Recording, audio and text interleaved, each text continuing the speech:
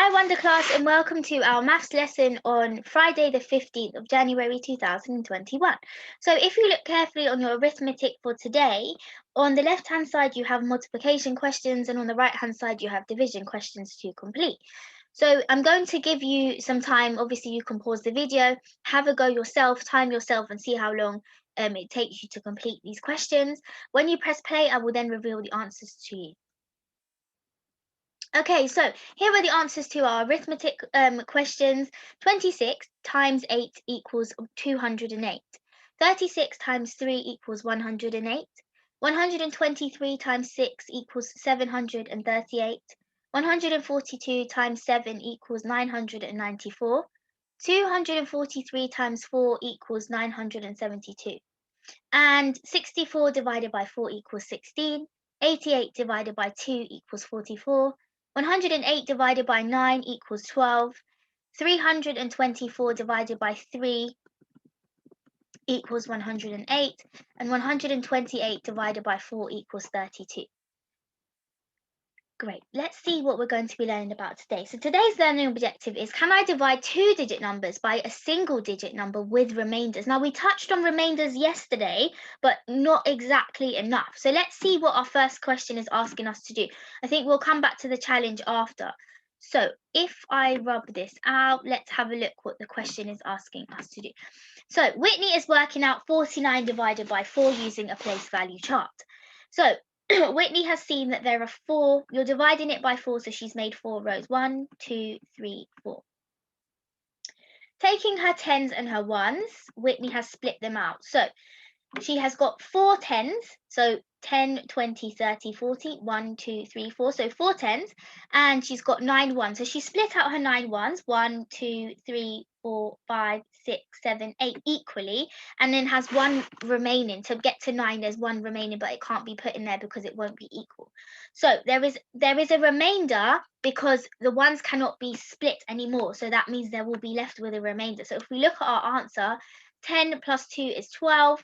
So the answer will be 12, remainder 1. Let's have a look at these questions. There are lots of them on here, but you don't have to complete all of them, but at least try some of them. Let's do 47 divided by 3. So I'm going to do 47 divided by 3 equals and see what we've got. So I'm going to make my 10s and my 1s column. What is the first thing I need to do now? That's right. If you've said it, I need to make 3 rows because we're dividing it by 3. So 1, 2, 3. So I've got my 3 rows. 1, 2, 3. Sorry, I'm going to just do that one more time.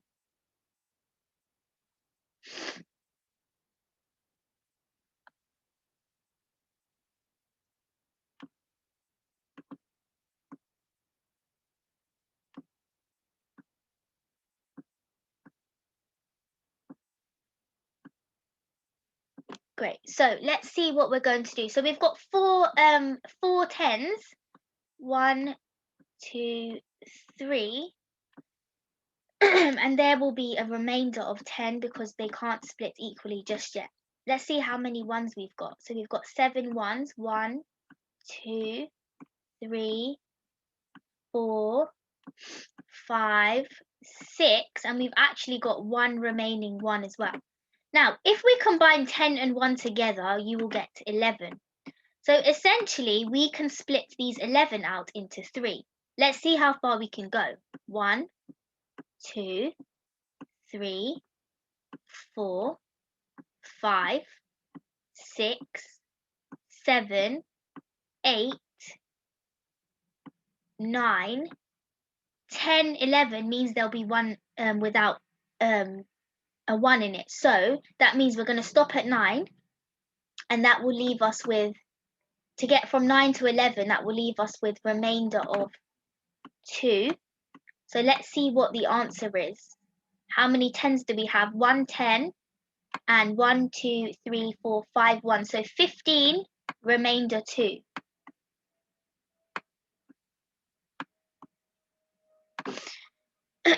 So you can have a go yourself at working out some of these questions. it's also about knowing your times table to know how many fits into what. So I knew that 11 is not in the 3 times tables, and therefore could see that it will only go up to 9 and I'll have a remainder 2. That was just forward thinking, but you can also do it with this method, as this is quite helpful. Okay, once you've had a go at completing some of these questions, remember you can post the answers onto Tapestry. Let's have a look at this question. It says eggs come in a box of 6.